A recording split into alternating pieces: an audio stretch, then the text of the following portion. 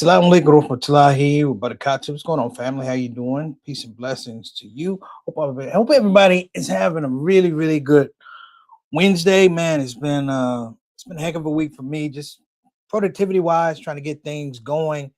Shout out to everybody who already started doing Ramadan. Ramadan Mubarak. For me, tonight is first night of Taraweeh, and tomorrow starts the first night of fasting. So at least we're through that phase now. We call it moon sighting, which is really, to quote my sister Felicia Chappelle, it's not moon sighting, it's moon fighting. As long as we're on this path of spiritual renewal and devotion, who cares, really? As long as we can just get going, who cares?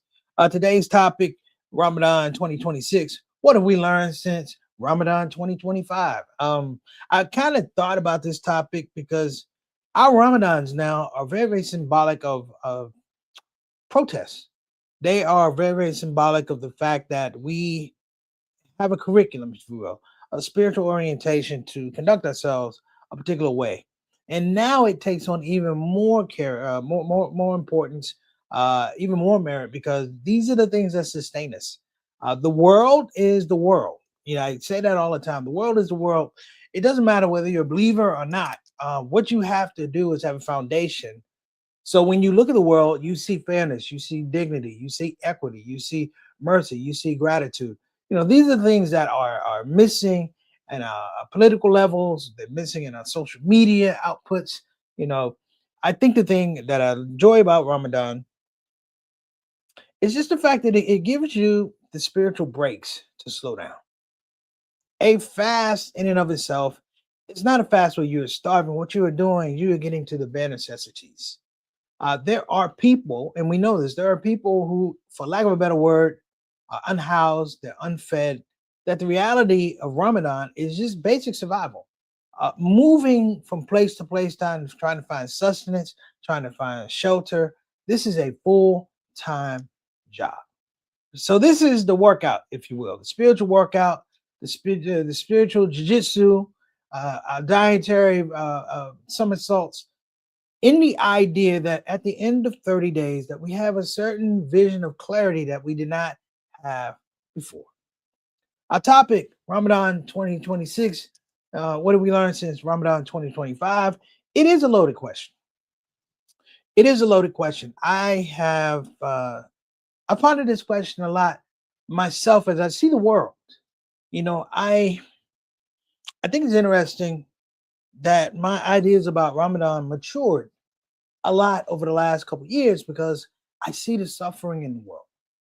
It changes the spiritual DNA, uh, your level of cognizance and consciousness.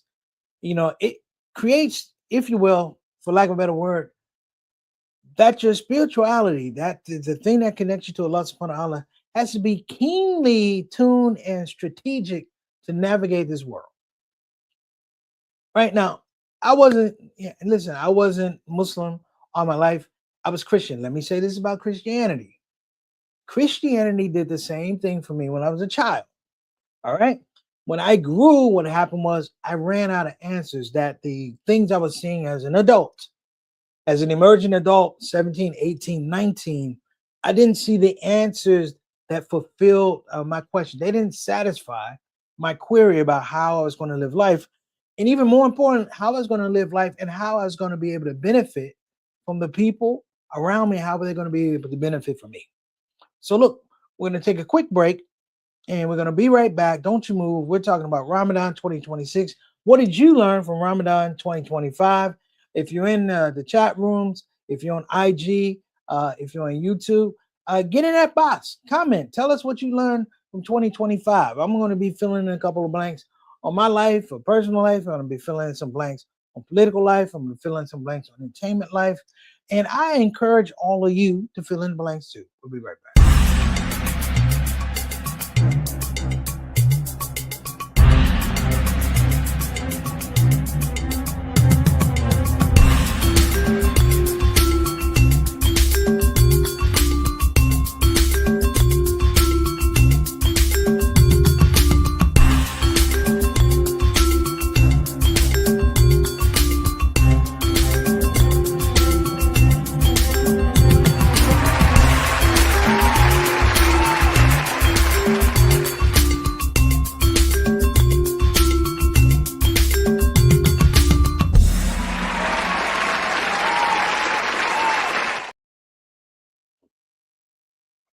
Forgive me, I need this green tea, people.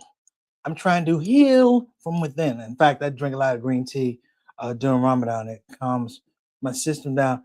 I'm going to ask everybody who's watching, please make dua for some people in our shout out family. I want to give a shout out to Sister Satana.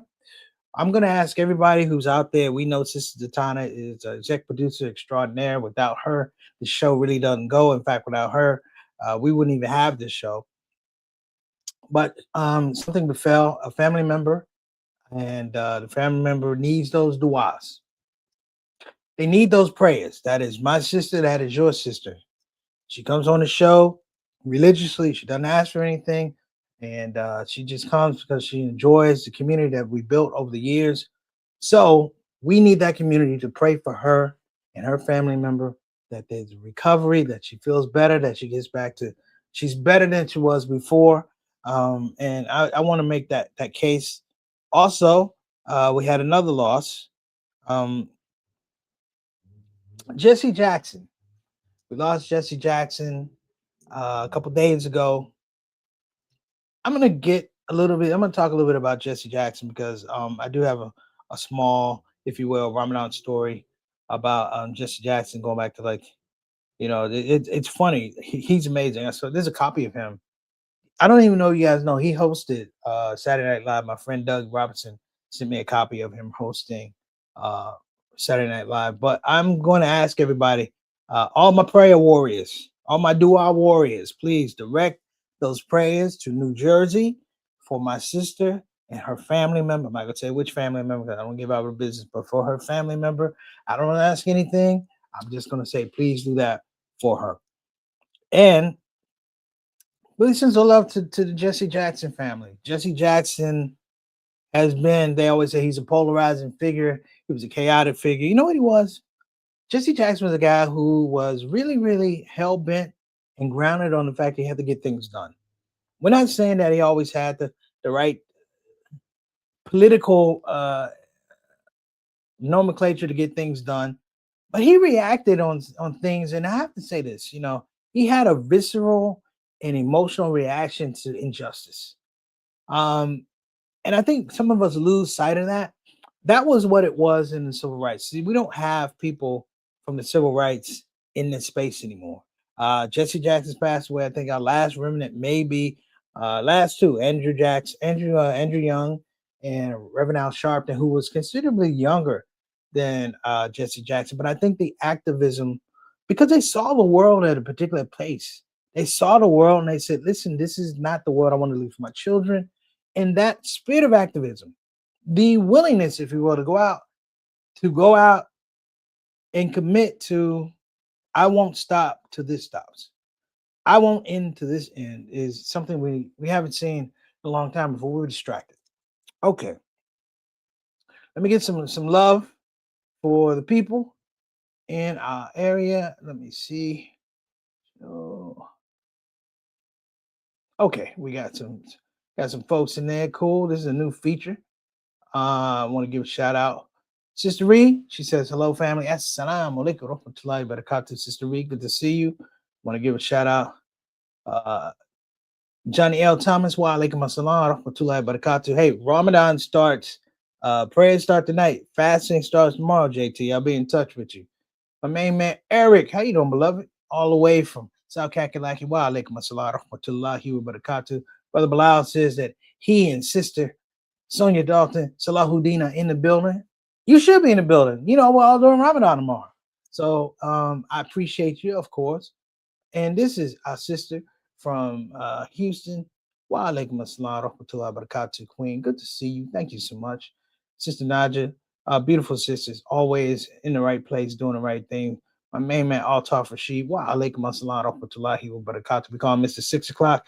Straight up, straight down. He is our Canadian envoy to the show. Hey, Altaf, Canada's making some moves, man. Trump is hotter than fish grease, brother. What's going on out there?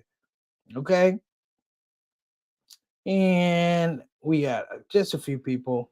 Jalal from Instagram and just Hazra. Okay, well, I appreciate it. So my question is, and this is for Muslim too, non-Muslim. What have you learned since? What have you learned since Ramadan 2025? I've learned. I'll throw this out. I've learned that I'm not as patient for progress as it was a couple years ago.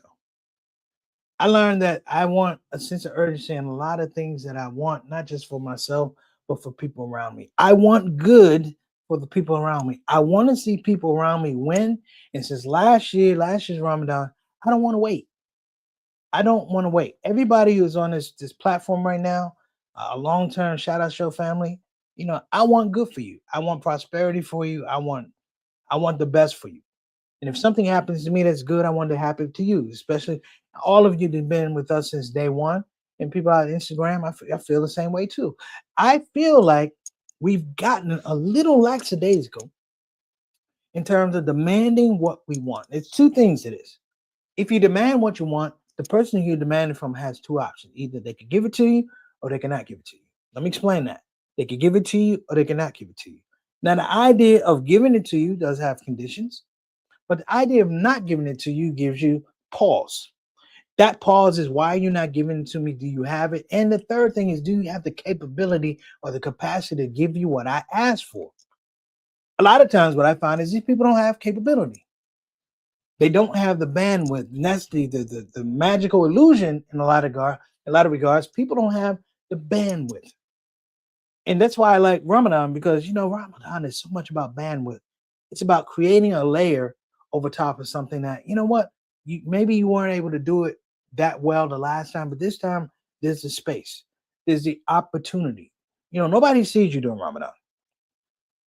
So this is not some halal fasting beauty pageant. This is you in a quiet space. Every day you get up, sun up to sundown, you fast. And what you're looking for is some modicum, some modality of what you can do to be a better you, right? And it's also about habits. This is a very, very important time because spiritually, it's about habits. And it's not about, I'm gonna quit this. It's not about quitting this, because every habit is not bad. Sometimes you have bad habits, but you have the maturity to sit and figure out what is it, what makes it a bad habit. You have to sit with the logic of the bad habit. The same when you don't sit with the logic of a good habit, you have to sit with that thing.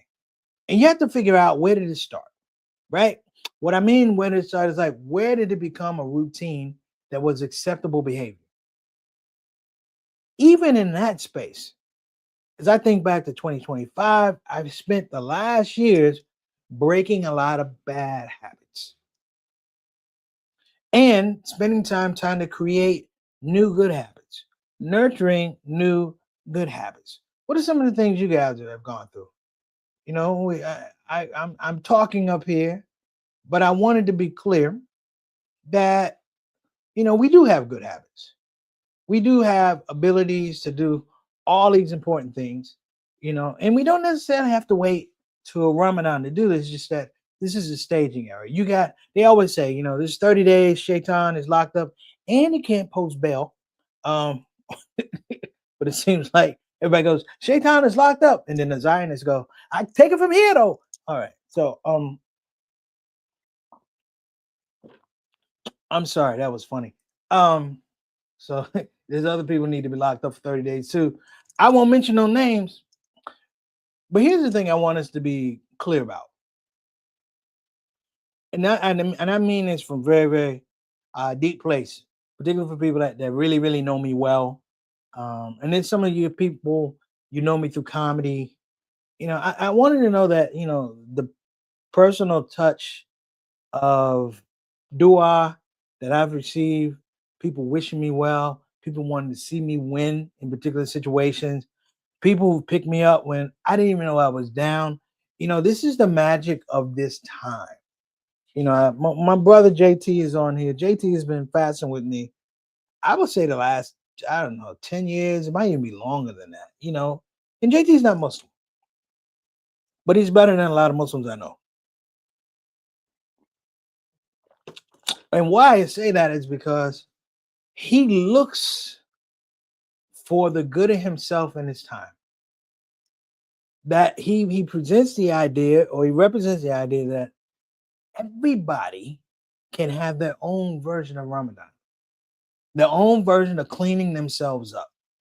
And I mean that in a very, very special way. Because the idea, and I joke about this, but it's a very serious piece of my storytelling. When I became Muslim, I took my Shahada maybe about 2 weeks before Ramadan. I didn't read a calendar, didn't know about the lunar calendar. I was happy to be Muslim. And someone said, "Yo, we got to do Ramadan tomorrow." I'm like, "Well, what's Ramadan?" And they're like, "Well, this is it." And I was like, "Oh, I ain't going to be able to do that." And it was funny because let me tell you, it's one of the worst fasts I ever had. I almost killed myself.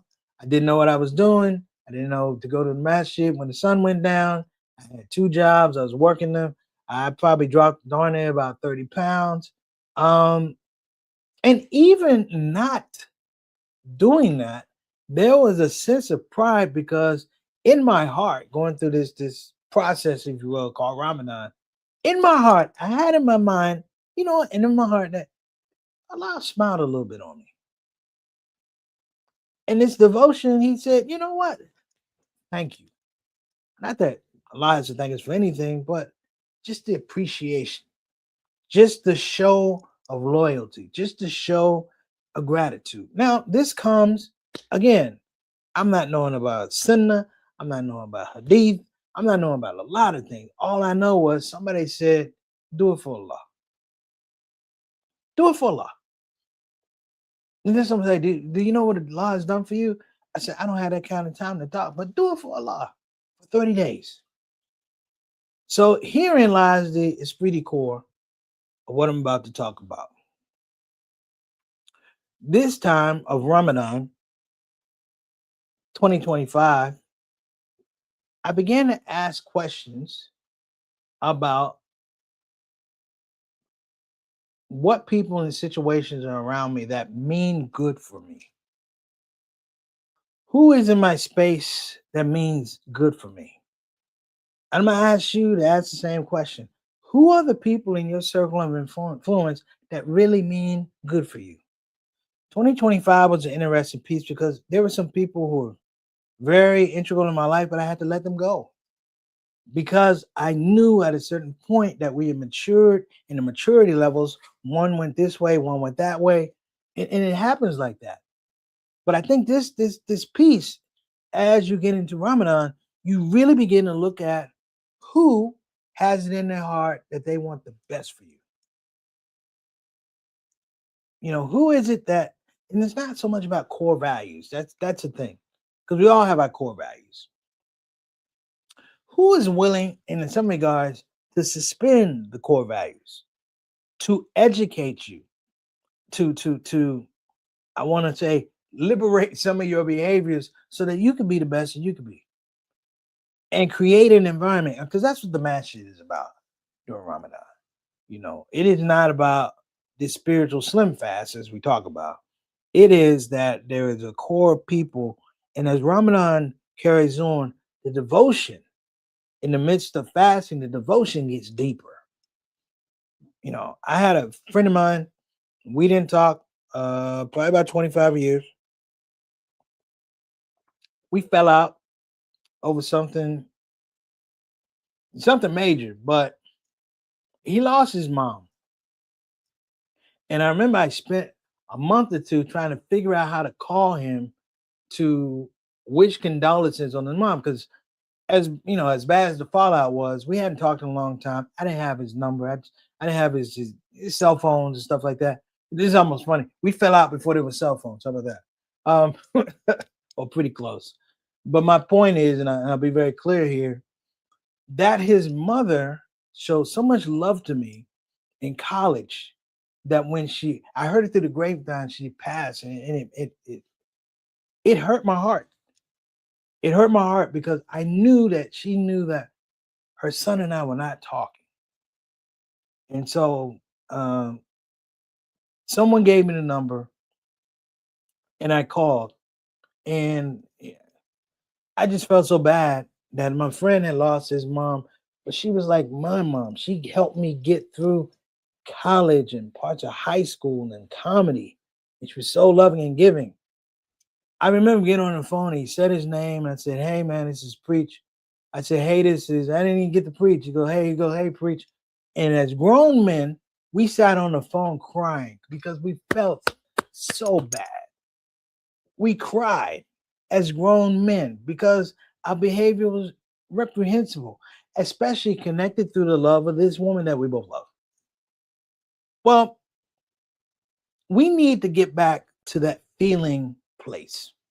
Let me say it again. We need to get back to that feeling place because I feel that all the distractions in the world are meant for us not to love each other, are meant for us to have these divisions, are meant for us, here you go, to not appreciate one another in the midst of the fact that if we don't appreciate one another, you can't appreciate God. You can't make the jump from one to the other. I just told you the story of my friend, and we fell out and we cried as men because it was so silly that we wasted all this time to. I can't even tell you what the thing was about, but it doesn't. It is not tantamount to me showing my respect to his mom. Now that's a story. Y'all can marinate on that. You know what? But the question is, as we move forward, this is 2026. I think that this year about our Ramadan is that we need to come out of Ramadan with some strategies, right? I don't know what strategies you have, but I think we need to come out with some strategies. In fact, Shahid, my main man, Salaam alaikum rahmatullahi wa barakatuh. Beautiful brother. Wa alaikum assalam rahmatullahi wa barakatuh. Ramadan Mubarak. Shahid, good to see you. Um, we need some strategies. What I loved about Jesse Jackson or my mentor, Mr. Dick Gregory, is he was a supreme strategist. You know, there's a quote by one of the philosophers, Arthur Schopenhauer. He said, "Talent is the ability to hit the target no one else can hit." He said, "But genius is the ability to hit the target that nobody else can see." We need to come out of Ramadan framing our genius. So that's my challenge. Frame your genius and continue to build on it. You know, if it's something small, they say one of the toughest habits is learning how to start consistently, how to start something consistently. Let's figure out good habits that we could start, right? You know, they say the joke, the heaviest weight at the gym is the front door. It's that way without spirituality, that we can't get to these good places because we feel like there's so much muck and wallow, there's so much dirt on our shadow that and on our mirror in our heart that we can't get to where we need to be. And I think it's bogus. This is the time. Yes, Shaitan is locked up. Cool, whatever. When he comes out of the ankle bracelet, I don't know. Okay. My point being is that we all have a duty to ourselves and to our community, particularly amongst believers. I'm gonna say believers, Muslims, Christians, Jew, whoever understands that the love of Allah is the only thing that they should be pursuing. I'm with you. I can rock with you. But again, strategy, because we don't really talk about strategy during Ramadan. We talk about fasting, talk about zakat, we talk about Taraweeh prayers. All three of those things that I represented are love languages. They are spiritual love languages. We have to think our way through all three of those. And they are in a digital economy, they are a spiritual IP and content creation. These are the things that frame us moving forward. And if we can get to a point where we are, again, shaping our genius, as I said, but also being strategic, right? Shaping your genius, being strategic. But here's the other thing, that we get back to building community. Building community. You know, and I've said this before. You know what is, you know why I hate about racism or hate in general? You know what I hate about it? I'm going to tell you. I hate that anybody could do it. You got to have an education, a job, money, uh, teeth, a woman, a man. Anybody could hate. Anybody could do racism. You know, and it's annoying to me because as many of you, we're skilled. We're skilled labor. We are specialists in things that we do.